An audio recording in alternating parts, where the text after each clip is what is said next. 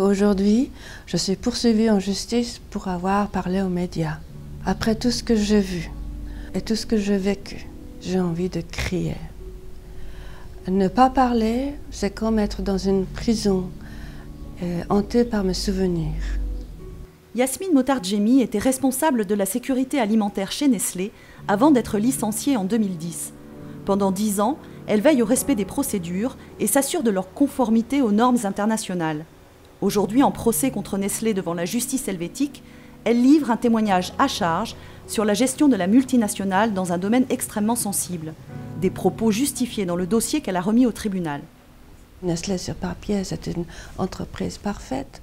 On disait que la sécurité alimentaire est prioritaire, non négociable et que les normes réglementaires doivent être suivies.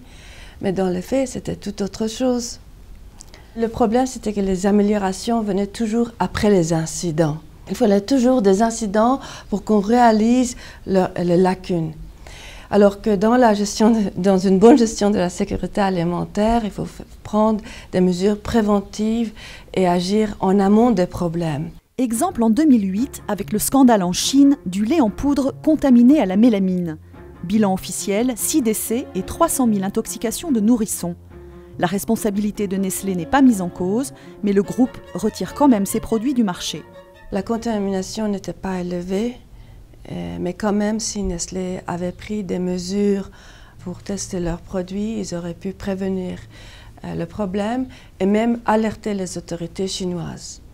Après qu'ils ont dû retirer leurs produits du marché, ils ont envoyé toute une armée de scientifiques pour tester les produits, alors qu'il fallait faire ce travail avant.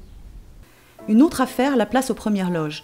Début 2003, elle découvre qu'une quarantaine de plaintes pour étouffement concernant des biscuits pour bébés est parvenue au siège de Nestlé en France. Donc j'écris aux dirigeants du business de biscuits et je leur demande de tout de suite prendre des actions, soit reformuler le produit, soit d'augmenter l'âge de consommation des biscuits. Elle aurait appris ensuite que le problème était connu de longue date par sa direction. Nestlé a le toupet de venir dire que depuis 2001, ils connaissaient le problème et ils essayaient de prendre des mesures pour arranger le problème, alors que le problème pouvait se résoudre en un jour de changer l'âge de consommation. C'est là où je dis qu'on était lent. Avec un produit qui cause des étouffements chez les bébés, on laisse le produit sur le marché pendant 2 ans.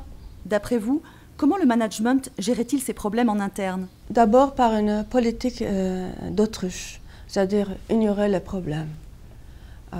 Si on ignore les problèmes, ils disparaissent.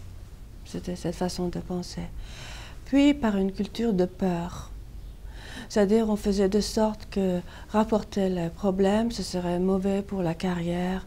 On réprimandait les gens, pour ne pas dire harceler. Yasmine Motardjemi estime qu'elle a été victime de harcèlement. Son équipe et des projets importants lui auraient été retirés. Elle aurait aussi été écartée d'événements internationaux dans son domaine. Tout était organisé selon elle pour la discréditer et l'empêcher d'exercer correctement ses fonctions. Le problème avec le temps, tous les incidents et les crises qu'on subissait me donnaient raison. Mais plus j'avais raison, plus les directeurs, les dirigeants devenaient coupables.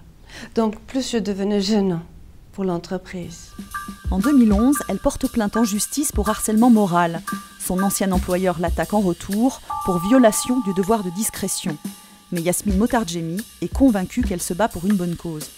Nestlé est dirigé par des hommes d'affaires. Des gens dont leur seul but, leur seule pensée, c'est de faire du profit. Et ils n'ont pas une compréhension très approfondie de la nourriture et des risques sanitaires.